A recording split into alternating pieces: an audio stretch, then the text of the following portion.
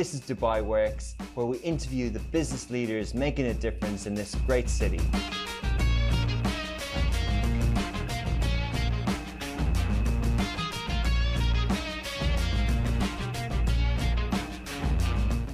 Welcome back to another episode of Dubai Works Business Podcast. This week we're with Chris Shaw, the Chief Executive Officer of Mimojo. Mimojo is UAE's most seamless and totally automated cashback platform app.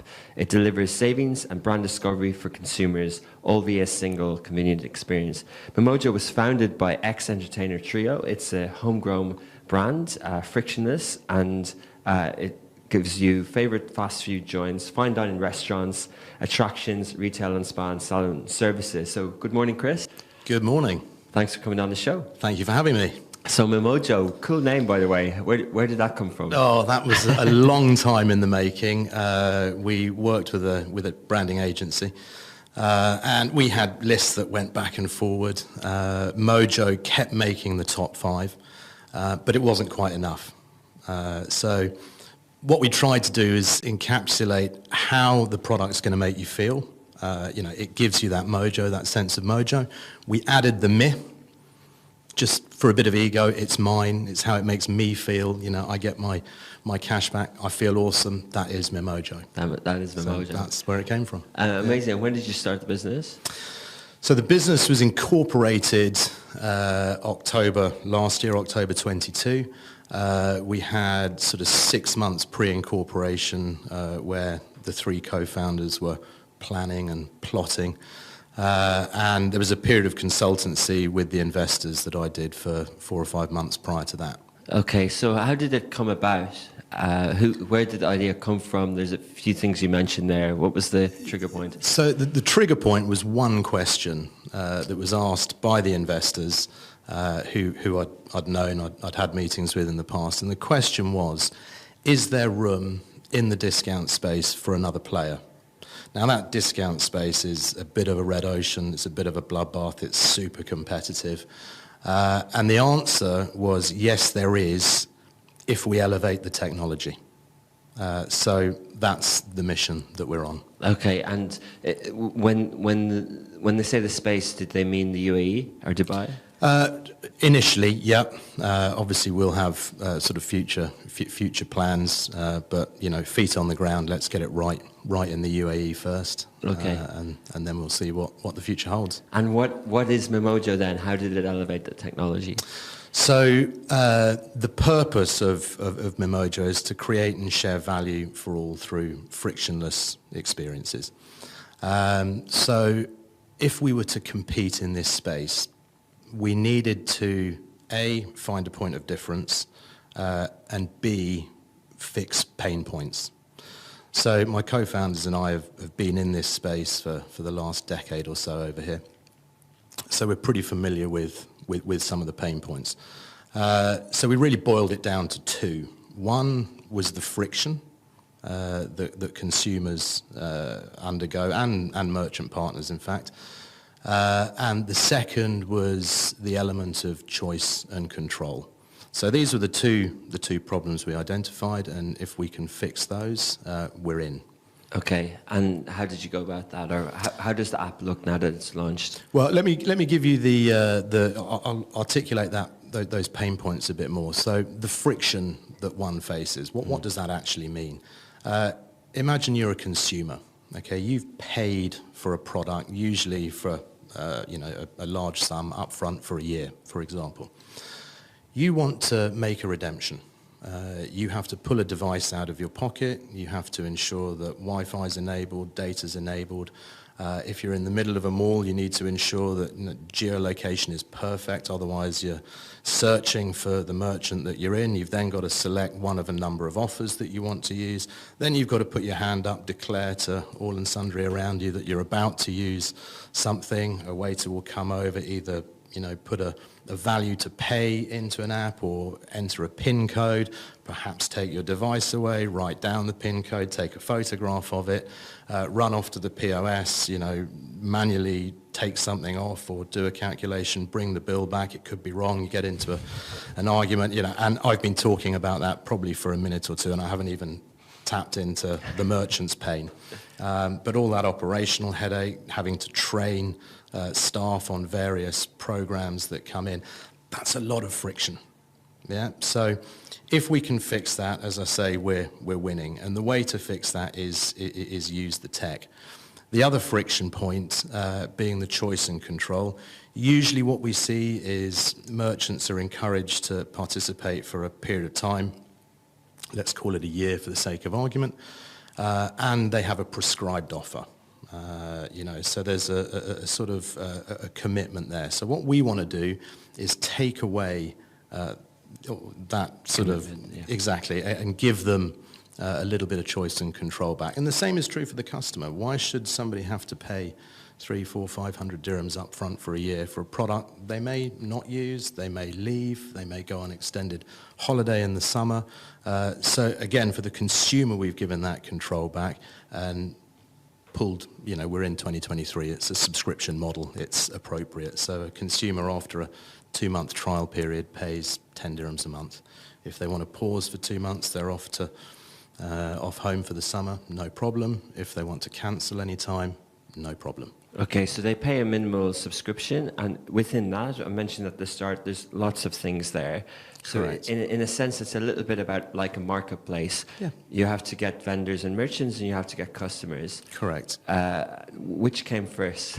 Where in the circle do you dive in? Look, we've, as I said, we've got a decade's worth of experience. We've got relationships with merchants. We've reached out to them. We've got some fabulous partners on board who have, sort of backed us from the outset. And, that's obviously the lure for the consumers, but it's cyclical. We have to keep building our merchant network. That's an infinite task that happens forever. And the same is true on the marketing side.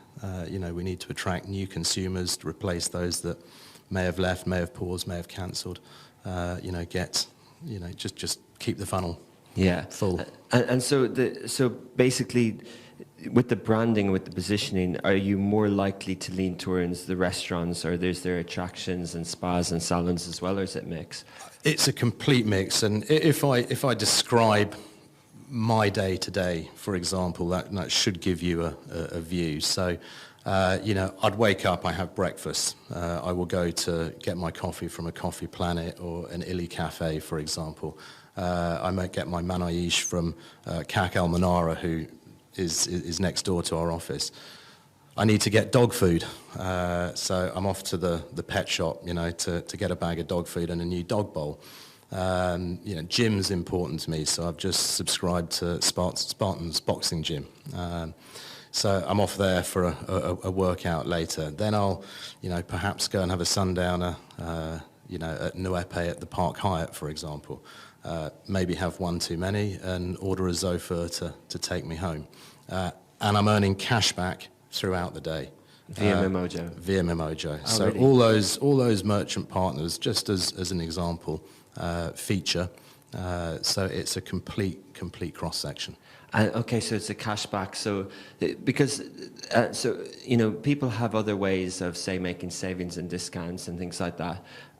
How does the tech plug in? Do they upload their credit card? Do they upload their debit card, or do they connect their banks, or how does it work? Yeah. So if I go back to a couple of minutes to that sort of friction monologue I gave, the way to remove all of that friction. And if I can sort of give it a collective noun, that app space. So what we've done is we've moved on and linked the discount directly to the payment mechanism. So you don't need to use a third-party app. Everybody who goes into a restaurant, for example, will be making a payment. So the discount is linked directly. And that's directly linked via the credit card schemes, via your Visa or your MasterCard. So that's the technology that we're applying. It means that you as a consumer will register your card. The merchant that you're visiting has registered their merchant ID with Visa. And as soon as that handshake, as soon as that credit card is used in that merchant, that handshake happens, Visa alerts us, we remind you that you've just spent X amount of dirhams in X restaurant and you're due cash back. That's pretty cool. It's pretty cool. And you don't have to, like, you automatically get it. Yeah, it's dispersed again via Visa or MasterCard. So we have what's called Mimojo Payday that happens on the 15th of every month. The idea being most people get paid at the end of the month, so let's give them a little payday mid-month. So the cashback that you are earning over the period of that month accrues, and then once a month Visa will distribute, in my case last month, 650 dirhams back to my account. Just for 10 dirhams? Just for 10 dirhams. And you don't even need to know if the merchant is involved. Just by signing up, by transacting normally around Dubai, you can save money.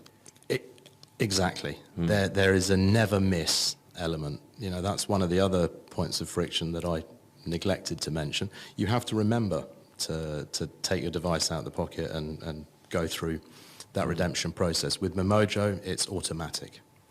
And so is there any need for someone to use the app or to check in? Could they plan their day around searching for merchants or knowing whether the discount is higher or lower or whatever? Yeah, and that's the purpose for the app. You know, the app doesn't have a utility function during the saving process, but we do have an app for discovery.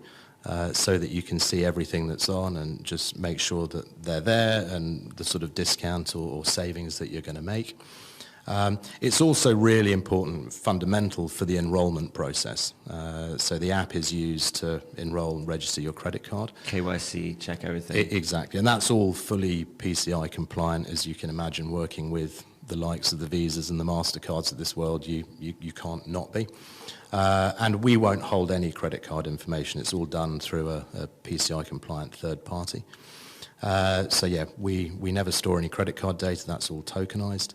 And then the last function of the app is the marketing channel. It's lovely to be able to see and receive the notification that you're going to earn 650 dirhams put back on your card, track how you're saving, understand who's new in the ecosystem. So it's a marketing channel as well. Yeah, brilliant. And so going back to the kind of setup point, there was investors who saw an opportunity.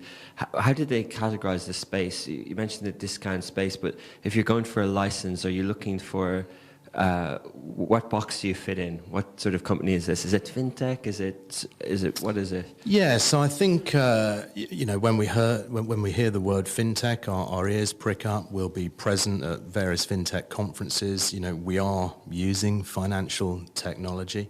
We're in that lifestyle space. We're using fintech to make your life more rewarding by giving you cash back on your day-to-day spend. And where did you license your business?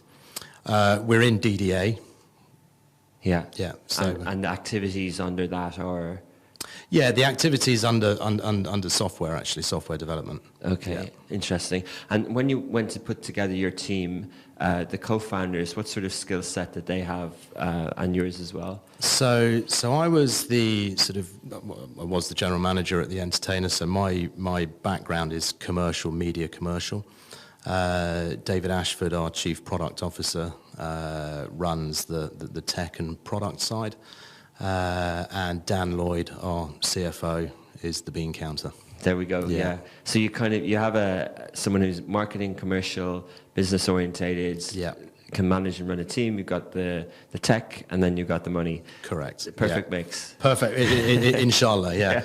And obviously we've got a management team underneath that manage the various disciplines. Yeah, so. And sort of entering into this with sort of a leadership team in place and entering into the tech world, was significant funding needed at the start, or? Yeah, I mean, we've got super supportive investors. You know, we talk about 3-year plans, 5-year plans. So, you know, it's definitely a long haul. Money is a huge barrier to entry in this sort of this sort of product. Again, working with the likes of the Visas and the MasterCards, the money involved, the cyber insurance involved, the reserves that are required. You know, it's Yeah, it's a barrier to entry, so we're lucky. We've got super supportive investors. And is this sort of private equity, or was it a seed round that you raised, or? No, it's they're a strategic investment company based in Abu Dhabi. Yeah, okay. And so 1 year in, you just passed, congratulations, at 1 year after October. And so how's it gone so far? So we're 1 year in, and we're 3 weeks old, if that makes sense. We started spending about 3 weeks ago on our ad campaigns. So that was our big sort of outing, as it were. So yeah, we're properly fledgling, but there's so much work has gone into the back end over the course of that year. We're 36 staff now, so amazing. It's it's quick sizable growth. Yeah. So 3 weeks into it, what's the reaction been? Obviously, the summer's over, so you've timed that well. There's a lot of activities, people are out and about a lot. What's it looking like? Are you looking at the stats each day going, oh, okay, this is interesting? Yeah, I think at the moment it's like, you're sitting in front of a big control panel. It's like, right, dial that one up, dial that one down, dial that. We need a little bit more of over there, and, rein that in a bit. So it's as we go. But the response has been terrific. I mean, the response, long before we pressed the button 3 weeks ago has been terrific. I mean, as you said yourself, it sounds awesome. If we're able to articulate that to the industry, what feedback do you expect? It has been awesome. Yeah. So yeah, it's great. I mean, to get an international news agency, for example, contacting us via our customer service channel, which resulted in 4 hours filming in the office week 2, is pretty special. That is good, yeah, amazing. And so going back a little bit to the team, the 36, does that mean that you've done the development and the tech in Dubai, or did you do it elsewhere? Yeah, so it's we've got a tech team in-house. We've outsourced elements of the app development, for example. The other piece of proprietary tech we have, the sort of brain of our business, if you like, is what we imaginatively are called a merchant portal. But that does all the sort of fancy stuff, and so we've developed all of that ourselves and integrated the technology from Visa and MasterCard. Well done, Chris. You avoided using AI there. But brain, I get the idea. But so that is interesting on the merchant side, because you described the frictionless on this side. How have you made it easier on the merchant side as well? So again, if we revisit that sort of monologue, the aim of a merchant partner, a restaurant partner, for example, is to give a wonderful experience to the customer in-house and turn the tables as quickly as they can. So if we remove all that friction piece, you're able to free up all that operational process from the merchants themselves. You're also able to eliminate all the training. I don't need to know how to handle A app or B app or C app that are all slightly different experiences.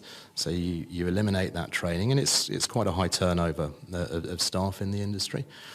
So that's a big saving operationally. And of course we provide a marketing channel for them. So there's a number of ticks there for the merchant partner. And what's the business model on the merchant side?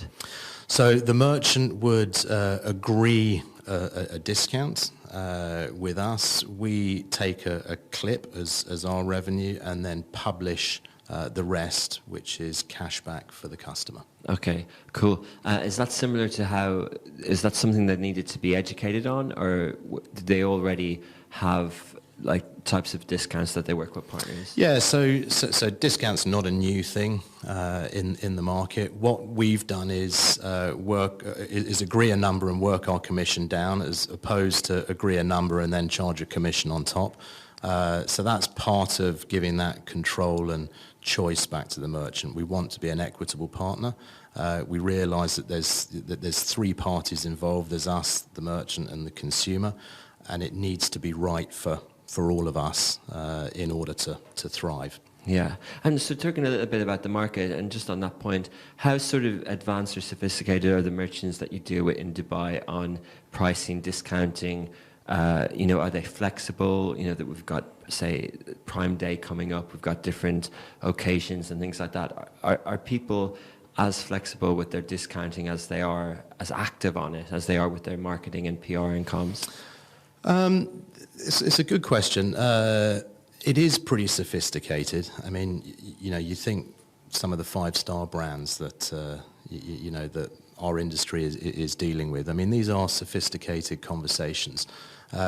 We've produced, as part of our sort of consultancy with the merchants, we've produced, this is our bean counter, has produced these wonderful calculators that, can model various scenarios so that we can go through those with the merchants.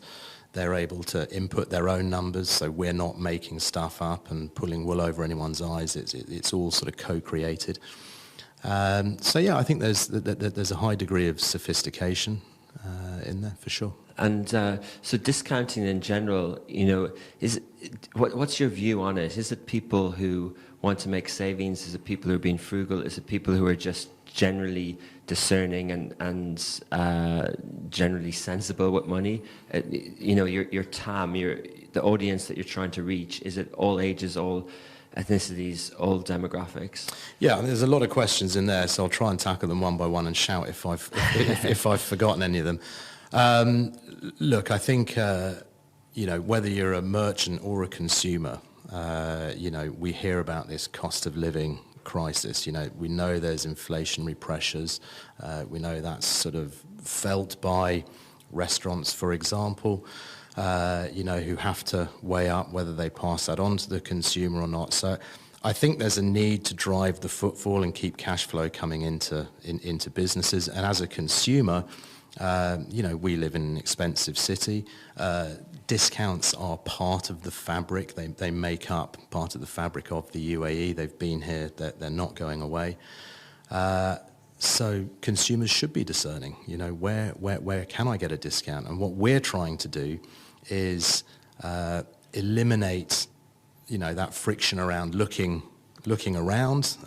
You've got something in your pocket, part of your payment network, that as soon as you tap it, you're benefiting. You're getting the cash back. Yeah, and so do you think it's a timing thing? You mentioned sort of macro trends around inflation and high interest rates and things like that, or is there a certain type of person who will, always collect the vouchers or always look for the books and look for the ways to get discount? And in any environment, in any city, you'll get your people who want to go for discounts. But then now there's people who are just more tech savvy and better at managing money on apps. And so is it two sort of audiences there that you think are your customers? I think if you look at the marketing in this city, every bridge banner, almost every radio ad is talking about either a cashback credit card, a new app, a loyalty program, whether it's your airline programs or your retail group programs.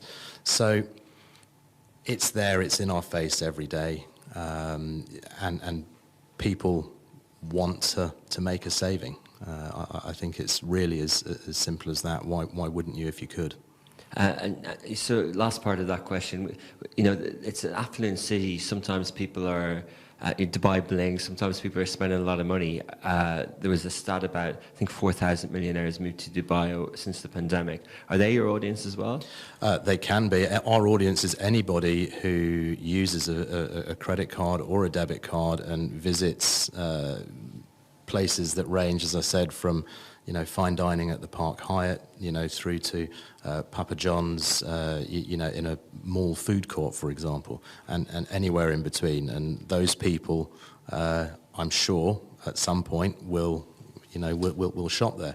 Another point I will mention, the discretion is so important. If we go back to one of those friction points, is volunteering that you're about to use something in public. People don't like that. I'm not saying everybody, but we know on record people don't like doing that. They like the discretion. Imagine the first date. that Yeah. you go out on. Should you be using, a visible Yeah. coupon or what have Yeah, you? I'm not actually paying full price for this. Yeah, it's a bit taboo. We get rid of that problem. It's so discreet. No one knows. Not even the waiter who you're paying knows that you're using Mimojo. Yeah, interesting. So it is a little bit like, the credit cards, you get cash back as well. So have they been welcoming, because they already have a product kind of like this? How's that conversation gone? It's similar in that it's the word cashback is used, and yes, you as a consumer will go out, spend something, and get cash back. But the limitations, and that there are a couple. Firstly, those are issued by an independent issuer. It's one bank will issue their customers a cashback credit card. Mimojo is bank agnostic, issuer agnostic. You can belong to any bank as long as you have a Visa credit card and MasterCard at year end. You can play on our platform. The other element, and this is really important, is you'll see those bridge banners and you'll see the asterisk that says T's and C's apply. And the small print will tell you that it's capped. And I understand that the issuer is funding it, so yes, you can get cash back on your groceries or your daily spend or whatever it is, but it's capped. Mimojo is uncapped. So it's, in fact, the only cap on Mimojo is your credit card limit. Okay. That's it. Fair enough. Interesting. And sort of just on the fintech element as well, like when you see different types of players doing quite well in this market, you mentioned you kind of go to conferences and that, like, do you think the future roadmap, like I was struck by a tweet I saw, a message I saw when it was announced last week that Tabby, the buy now pay later service, had raised $200 million and at a value of over $1 billion. And the message was sort of alluding at start with buy now pay later, but then become a bank. And is the vision for Mimojo to sort of start with discounting, but actually sort of add new features and product development around saving and personal finances in general? 100%. We're talking about a roadmap. There's various iterations of our product that will come into play 1 year, 2 years down the line. Platform as a service is another element that we're looking at. So, because we've harnessed this card-linked offer technology, we can work with partners perhaps in areas that we wouldn't set up a consumer presence ourselves and lend the technology to them. So that's an option. The technology itself is very flexible. So what we get is a trigger point when a card is used in a merchant. That alerts us. Now, what we build around that in this instance is cashback. But we could easily convert that trigger message into a point system. So it gives us an opportunity to go and talk to some of the other players who want to do their own loyalty platforms and use the platform as a service as opposed to white labeling Mimojo, full stop. Yeah, that sort of enters into the loyalty space. And did you consider sort of creating a loyalty product from the start? So it's in our thinking. For sure. What we wanted to do is launch a consumer brand to help the acceptance of card-linked offers and what that means for consumers, and to strip out all of that friction and show them what technology can do to make their life that much easier. Yeah. Okay, so I'm trying to think of, so let me go back to the analogy and be a consumer. I was for dinner the other night and someone asked me, did I have one of those loyalty things? And my sister was there and I knew she had, so that incident happened. The machine was brought over, and then I said, Case, hey, do you want to do your thing? And I didn't know, and they told me, oh, there's no discount, it just gives her points or something like that. But I was sort of, just figuring that out, but I didn't know. And then often now they talk about, like, especially in, say, the media subscription space, that there's subscription fatigue. Is there sort of loyalty and app fatigue? Are there too many things for the customer to keep on top of? 100%. I completely agree with you. And again, that's why we've delivered Mimojo. It rips out all of that friction. You don't need other apps. You don't need to remember to use the other apps. You wouldn't have had to have had that conversation with your sister. Oh, do you want to, remember? It all just happens. So when we were talking to the investors, it's a sort of very quick roadmap. We charted the sort of history of the discount space. You cast your mind back 20 years over here, and we were books. It was print. You were tearing coupons out and using those. Fast forward 10 years. That was kind of with the Entertainer being pioneering in that space. Correct, yeah. Then you fast forward 10 years, you've got, application of the web, so your Groupons, Cabones, etc. But still, printing stuff out and using it, but it becomes more dynamic. And 3-4 years later, the apps were born, and that's the space currently. So on our chart, we had 2022, Mimojo. We're now pioneering a new technology. This is all payment linked, and then having had gaps of 10 years and 5 years and 7 years or whatever, then suddenly, iteration 5 is probably 2-3 years later. We don't quite know what it looks like, but the technology is moving so quickly. It's so efficient now. That that's what we're trying to capitalize on and educate people that they don't need all of these apps. There's a much simpler way of doing it. Yeah, I definitely played into your that question played into what you're offering. But no, it shows that you have thought it through. But then there still is companies like that have many chains and many stores and many brands. I'm thinking like the big groups, the Alpha Tames, the Alshayas. They, in their right, they have their own apps and their loyalty systems and things like that. Are they welcoming to something like this as well? Is it a complementary, or is it? Some are, some aren't, and that's the nature of it. We're never going to be, the one solution for everybody. I think that's probably the definition of a monopoly, an unbreakable monopoly. So we're never going to get everybody on board, but if there are businesses that are issuing points, for example, that are funded from a central marketing pool, and then we have merchants within that group that are funding cashback for a consumer, there's absolutely no reason they can't coexist. And the same is true for these cashback cards issued by a specific bank.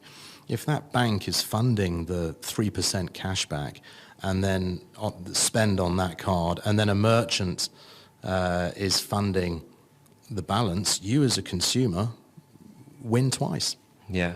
And Chris, talking a little bit about the technologies that you, in that fifth iteration in a few years' time, what are the sort of things that are accelerating? We can use a few buzzwords, but what are the sort of things that are making the space that you're in go faster all of a sudden? So it's the buzzword you didn't want me to use, AI. AI will be crucial. It'll start, showing and sharing trends. Banking technology. Crypto, is it crypto? Is it blockchain? Is it making things moving faster? People often complain money doesn't move fast enough.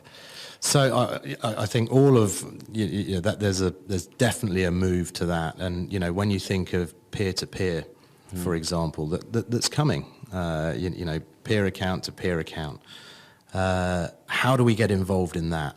What do we need to do to remain relevant in that space that's so quickly evolving? And those are the sort of conversations we're having behind closed doors and working out what we need to do to stay relevant. but not really telling us right now. We can't we can't share that right now. No, it's just it must be interesting because you obviously enter the market with something, but you kind of have to look at what's around the corner all the time. 100%. 100%. It's if you're not, we've got a quote on our boardroom wall. You know, if you're not part of, I'm going to get it wrong now, but it's like a steamroller. If you're not part of you're going to get flattened. Yeah. So it's I've really muddled that quote. But no, it's fine. But talking a little bit about you mentioned your CFO, the bean counter. Have they worked out? Has he worked out the sort of? They talk about ARPU or CAC, customer acquisition cost, and someone signing up for $10. Is there a path to profitability there? And, yeah. And how does that look like? What do you have a number of how many users you kind of need to have? So it's a volume game. You know, we've got 3-year plans, 5-year plans. You know, I won't share numbers of consumers. But it's, as I say, it's a volume game. We need to encourage, you know, those consumers onto the platform. We need to sign volumes of merchants so that they've got opportunities, you know, every part of their day. We want to be, you know, have that share of wallet, whether it's, you know, pet food, whether it's coffees, eating, sparring, holidaying, whatever it is, we want to be involved. And what are the key areas? Like, if you've seen enough data right now, if you think, okay, this area is working, it's delivering, say, 50% of my growth, but I've only tapped a certain percentage of the merchants there. Mm-hmm. Are there things that are pointing towards, okay, if we got more of that market, we'd accelerate the growth faster? Yeah, and I think the big one for us is e-commerce, because the way the technology works, again, it's all about frictionless experience. You go into a shopping cart online, you're putting in a credit card. If that credit card is registered with Mimojo and that merchant is registered with Visa as a Mimojo merchant, it's exactly the same. Your app will ping, you've been shopping on whatever site you've been on, and you've earned cashback. You haven't had to copy promo codes, search for promo codes, paste them into the cart. And those are the experiences that we're seeing with some of the other players in the field. So that's a huge area of focus for us. If we get that right, we really are in your share of wallet. Yeah, amazing. Yeah, that can open up a whole area as well. But then you would look at the major marketplaces, I guess. We would, yeah. You know, for them to take us seriously, you know, they need to have heard about it. We've got a lot of work to do with the brand, but conversations are happening every day. And the same way, you know, out of nowhere, not out of nowhere, but buy now, pay later, we're able to get onto that sort of checkout section of online payments quite easily. So not quite easily, but you were seeing extra logos every now and again. Correct, so yeah. Do you think that Mimojo would be visible like that in a sort of a discounted area? Or? Yeah, we've seen, you know, I was having conversations yesterday with, you know, with merchants that want to co-market. You know, we'll promote you promote us, and we're, you know, promoting merchants all the time anyway by default. So them wanting to, you know, to get in on the act with co-promotion is fabulous. It's a message that, you know, we're hearing loud and clear and very happy to be part of. And what about like Apple Pay? Is that possible? So Apple Pay, if you pay with Apple Pay anyway, it's your card. It's your card. So we're encouraging people to use you know, all the digital wallets. It's again, it's that simple. Yeah. You pay, it works. Ping. But it does have to be discounted, right? Like it's not on every payment. The offer has to have some sort of Mimojo discount. No, it's on every payment that is made by a Mimojo registered card via a Mimojo merchant. So anything on the menu of a Mimojo merchant, discounted or not, is included? Correct, yeah. Okay. So it's not a specific Mimojo discount. We don't broadcast ourselves that way on the merchant's collateral. We feature that merchant. You go in, you spend as normal, exactly what you would normally do. You ask for the bill, you pay, you get pinged that you've earned cash back. Interesting. What, like a text message or on the app? Yeah. Yeah, it's push notification. So as soon as Visa notifies us, that's issued. So we play our own silly little game internally, beat the bank. So you make the transaction, you look at your phone, within 3, 4, 5 seconds, you've received your notification from Mimojo, and it's a good day if that comes in half a second before the bank transaction does. Brilliant. Cool. So just a little bit about like competition. It sounds like it's a unique offering, but is there something like this in another market that people would say that's what Mimojo does? Not the way we've done it. Card-linked offers exists and is being used, in certain guises, but not the way we've done it. Again, we're bank agnostic, so we're not linked to a particular issuer. We give cashback, like actual cashback. It's not cashback to be used within a certain closed loop. And it's not points. So it's, no one's doing it the way we're doing it. And could it, sorry, other questions, but they keep popping into my head as I delve into it more. It's fascinating, but is there double up? Like if I have a loyalty program, I'm just thinking of a spa I use, and I use the Jumeirah loyalty program. If that was also Mimojo, could I get double up there? No. If they were issuing points, or the funding, as I mentioned earlier, was coming from a different route other than the merchant, then there's the opportunity to stack those. But as with any discount platform in the marketplace, you will have heard the phrase not to be used in conjunction with any other discount.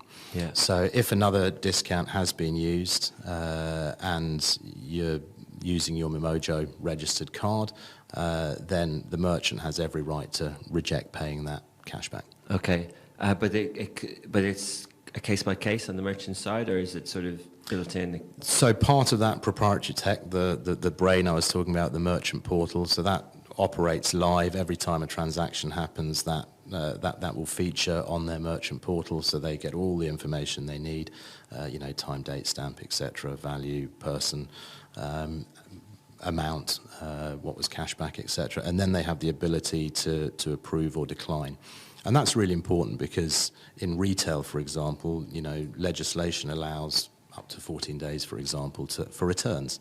So you can't issue cashback for something that's going to be returned. So that's why we've built that control in.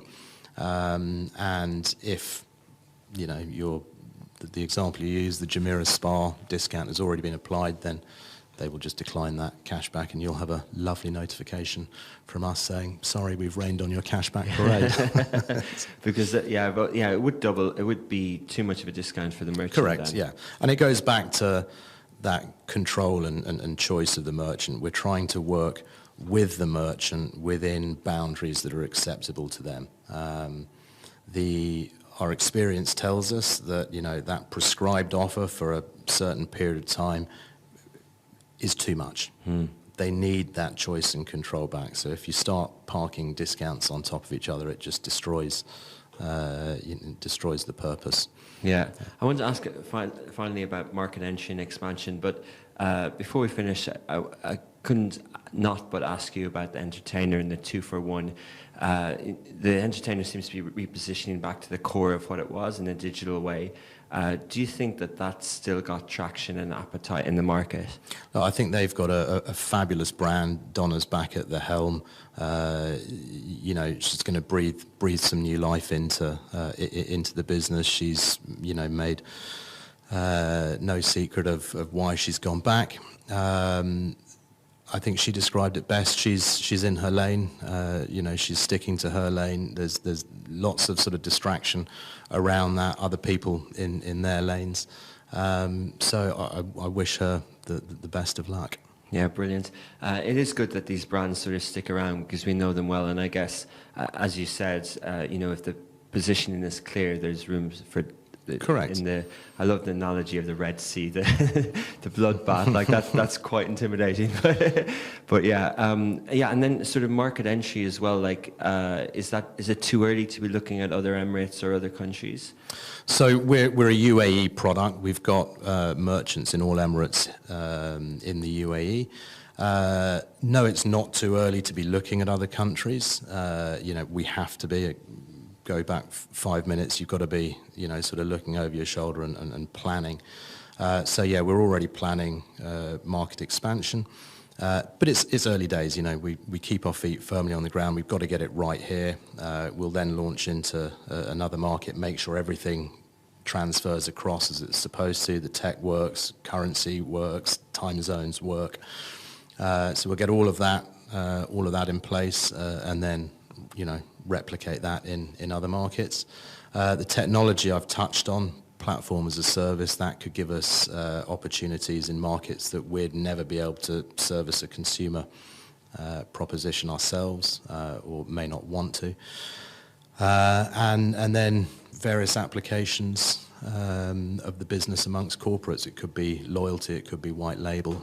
So those are the things that keep us up at night. Yeah, keep you having to figure out, navigate. And lastly, Chris, you've been here a long time, you know the market well. Are you optimistic and bullish about the market opportunity, the region? Kind of phrase it as the Middle East is said to be an emerging market. Do you think that it will emerge? Yeah, I think, look, I'm not an expert, but, what I do understand is that while oil is a requirement, we are relevant here. You can see all the 2030 plans, 41 plans, everything that's coming. And despite the world's desire to move towards more of a clean energy solution, we're going to require oil for 30 years. We are going to be relevant in this part of the world, for sure. Brilliant. Well, thanks for sharing the story of Mimojo. We'll follow it closely in the future. Thanks very much indeed. Thanks a lot. Cheers.